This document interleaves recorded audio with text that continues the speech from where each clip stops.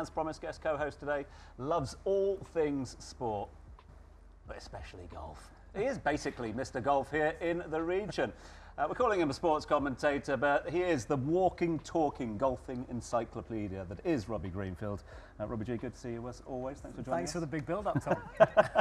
No pressure, my friend, no pressure. But who better to have than you at the moment, because we're in the midst of a new season for the DP World Tour. I mean, just the very fact we're calling it the DP World Tour now is a nod to the fact that Dubai, the UAE, spending a lot of money on the influence of sport the world over. But first time this year, we're seeing a couple of events here in Dubai before a bit of a desert swing, but then come back to the UAE towards the end of the season. I mean, in terms of the influence the region has on international golf, quantify that for us at the moment. Oh, yeah, it's huge. You could honestly say that at certain points of the year, the UAE has ownership of the golf space. And I don't say that lightly, because the PGA Tour, yes, it's the dominant force in American golf and world golf from a playing perspective, but the DP World Tour is the global tour of the game. And the DP World Tour takes pride of place here in the Middle East in January, and of course in November for the DP World Tour Championship. So it kind of bookends the entire season. It starts with a Rolex Series event, which we're in the midst of at the moment, the Hero Dubai Desert Classic. It ends with another Rolex Series event, the season finale at Jumeirah Golf Estates. And the best golfers on the planet, some of the biggest names in world golf.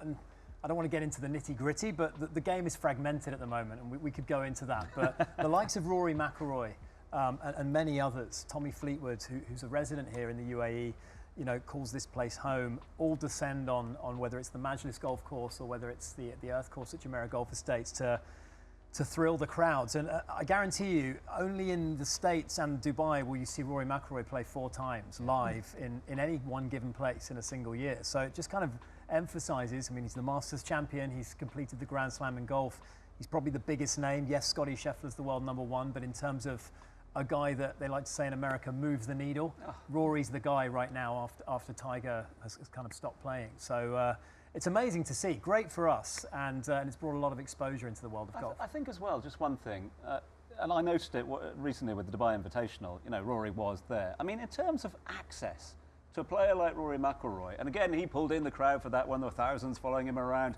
on that final round. Okay, yeah, he didn't win the tournament, but just what he does for golf, but the ability for Dubai to give you that sort of up close and personal access, free of charge. It's for amazing. Like the Invitational. It's amazing. I turned on the TV and it was so weird, because obviously the Creek has recently come back onto the rota with Abdullah Al Nabuda bringing the Invitational to the Dubai Creek, which is his golf course, of course. But to turn on the TV and just to see Rory play like the 15th hole at Dubai Creek, you sort of had to do a bit of a double take. It's like, hang on a minute, one of the world's greatest ever golfers is playing down the road. But we're used to seeing him on the Majlis course, where he's won 4 times.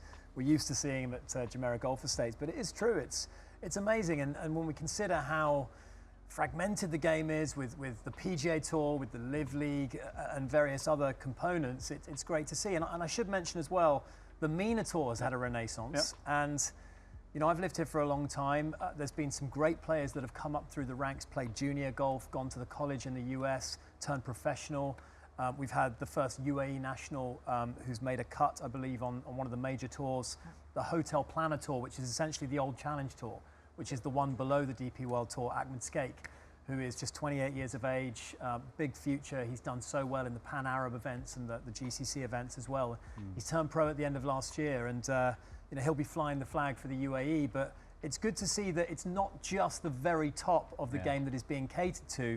The MENA Golf Tour is a development tour situated here in the Middle East region, and you know, that's creating a lot of playing opportunities for guys that are just coming out of college or just finding their way in the professional game. It's just a difficult sport to get into, and there are only so many spots as well. So Robbie, looking ahead, what are some of the major tournaments that fans can look forward to this season? Well, we're right in the midst of the Hero Dubai Desert Classic, so if you've got nothing better to do this weekend, I urge you to get down to the Emirates Golf Club and enjoy that. It's a great event. You don't have to love golf. It helps, but you don't have to. It's become a really good family event over the last few years as well. So there's lots in the village for families to do, and you don't have to love your golf, although I certainly feel that that's an added bonus.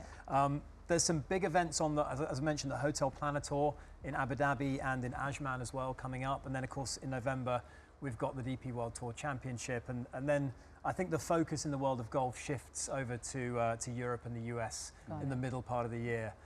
Certainly as the temperature gets a little too roasty here. Yeah. Right. And Robbie, golf is actually one of the sports that I enjoy playing more so than ever. And I remember back in 2006, we went to a golf course to do a report about it for school. And we saw some kids kind of training to become professional golfers. And one of the trainers were saying that there's no age limit to when to start to become a pro athlete. Is that true? And if so, what tips and tricks would you give people who want to get into the golf tournaments and build their way to becoming a pro in it? I agree. I mean, my kids are 2, so they need to be playing at least 5-6 hours a day this year coming up. To follow in the footsteps of the legendary Tiger Woods.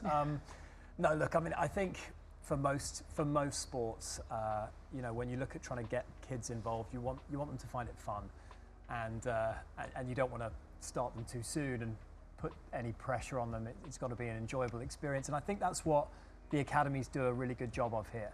And I think across the board, they're really good at teaching the kind of core athletic movements that you need to learn the game without bombarding a young kid with too much technical information, because I'll save that for myself when I'm looking on YouTube to see the latest golf tips.